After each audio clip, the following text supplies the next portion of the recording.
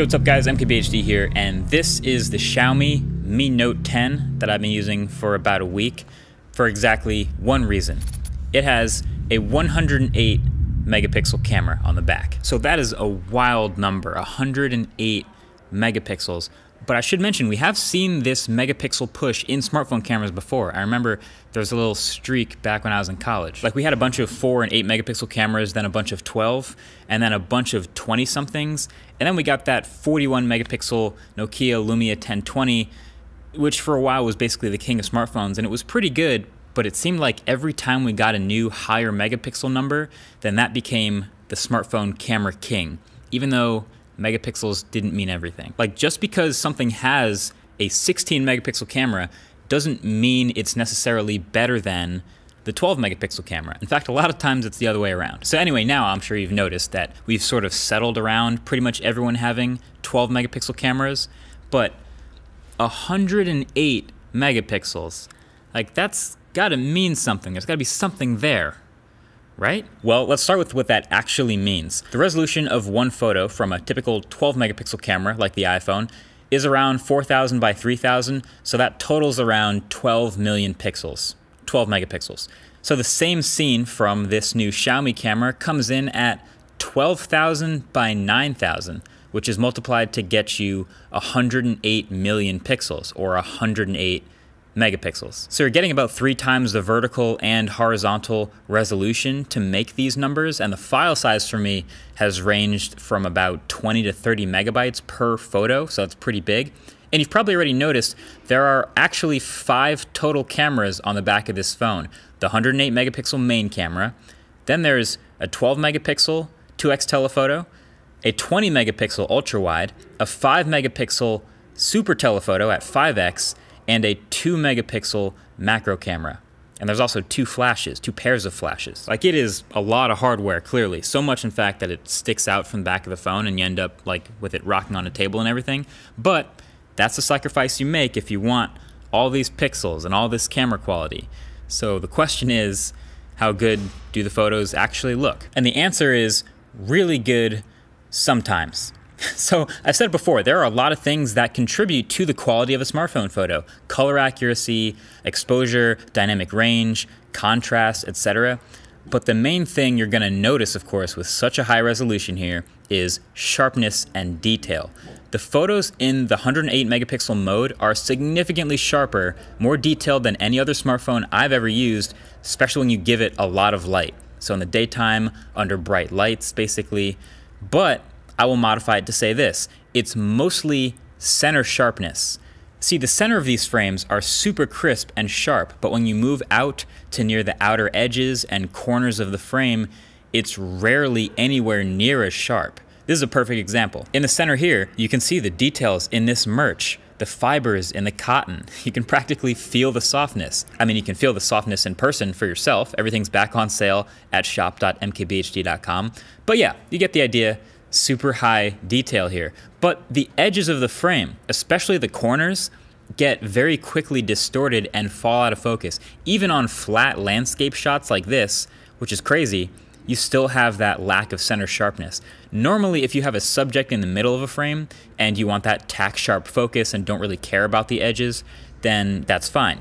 But in a landscape or something wider, you really notice the edge distortion. I think a great way to show this is to give context. So, iPhone 11 Pro, we all know, great set of cameras. I could have used any other Pixel 4 or a high-end smartphone system, but I took the same photo on iPhone 11 Pro and Mi Note 10 back to back, 12 megapixels, 108 megapixels. So here's an alleyway, very similar, of course, with each photo, different color temperatures slightly, different exposures a little bit, but again, pretty similar.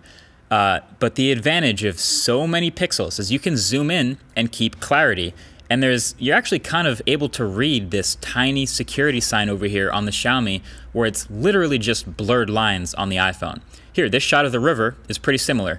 Where you're zoomed out, you'll notice the Xiaomi is a little more contrasty while the iPhone is a bit more flat. That's typical, keeps more shadow exposure detail. But as soon as you zoom in, again, you start to see the difference in levels of detail, especially in the trees and really anything that's near the middle of the frame. Like the links in the chain link fence with 108 megapixels versus 12 is super obvious. And the theme keeps going kinda no matter what your subject is, as long as it's in the middle of the frame. When you're zoomed all the way out, they're pretty similar with their images, it's just the iPhone usually being a bit flatter, and then zooming in gets you this immense amount of detail and sharpness, and this stayed true in well-lit shots. It definitely falls apart pretty dramatically though in low light. The iPhone has significantly less noise, so it does way less noise reduction in low light and has not so much smoothing to do because of it. While the Xiaomi software is struggling and smoothing over everything to the point where 108 megapixels with all this noise reduction is less detailed than 12 megapixels with excellent image processing. So we've sort of known it already, but software is clearly a big part of a camera's experience. And then I can't talk about this camera without actually talking about the photo taking experience, not just the image quality, but using it. For starters, there's a separate mode for taking 108 megapixel photos. Typically when you just open the camera in photo mode, you're gonna take scaled roughly 27 megapixel photos. Still high end, that's still a lot of pixels, but that's where it performs well. You can zoom in and out, and with the extra lenses, you can get to 2x, to 5x, and then even further with hybrid zoom. Macro shots are cool, there's the ultra wide, it feels fairly solid. But then you switch over to the 108 megapixel mode, and things slow down quite a bit. Now, there's a noticeable shutter lag of over a second as it captures the entire 12,000 lines of resolution and processes the whole frame, writes them to the not so fast storage, and then you can't view the photo you've taken until after another few seconds of that processing and writing the photo, and then you can see it sort of spinning for a bit, and once it's done, you can view it. And once you view the huge photo, it doesn't actually load the whole image right away, it loads a smaller proxy until you actually zoom in which case it decides, oh, okay, you're looking for that extra resolution, and then it loads up the full-size preview and you can see it sharpen up. And so it's doing all this mainly to avoid having you deal with that not-so-great experience all the time. It's smart, but this is not the highest-end phone in the world. I'd call it upper mid-range. Specs are, a Snapdragon 730G chip, and you're looking at 6 gigs of RAM and 128 gigs of storage as the only spec. And so in general, it's not going to be the best equipped for spitting out 20 megabyte image files and manipulating them in real time. The rest of the phone, I'd say, is actually pretty well considered if you ask me. It's really solidly built.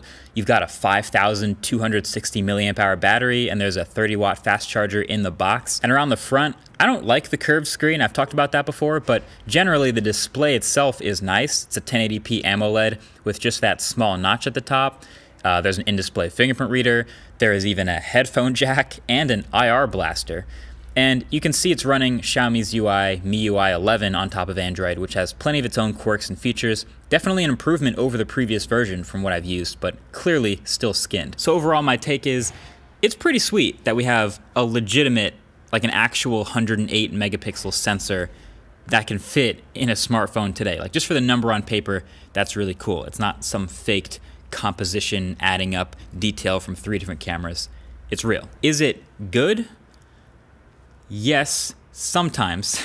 It's legitimately really useful to take like landscapes and be able to use that center of frame, which is super detailed, and crop it and do whatever you want with that. But the sensor is so new and so big that the image processing pipeline makes not so great photos of close-up subjects and low-light scenes, so it's clearly not flawless. I really became most interested in the camera in this phone because of the rumor that some camera phones next year, specifically Galaxy S11, will have a 100+ megapixel sensor. That is exciting because that's going to be on a higher end phone that can put the resources towards making that a reasonable experience. Faster storage, higher end CPU, more RAM, just more processing power, and then you of course get a more tried and true Samsung image processing pipeline. So all these things can maybe make a 100 megapixel smartphone photo normalized and normal feeling instead of sort of like an add-on or an extra mode, which is the way it is on this camera. So I'm excited for that potential future.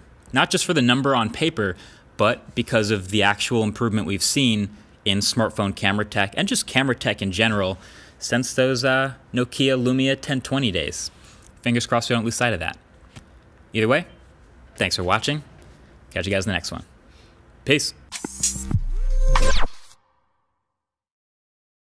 This portion of the video is sponsored by NordVPN. So a virtual private network secures your internet traffic, encrypts it, and routes it through a remote server. So it essentially protects it through anyone locally trying to snoop on it. It's one of the most popular and secure tools that you've seen people using to protect their data, including myself. So NordVPN is offering 70% off the 3-year plan, which comes to $349 per month, plus 4 additional months free. And so you can find out about all of this at nordvpn.com/mkvpn, or you can just check out the link below.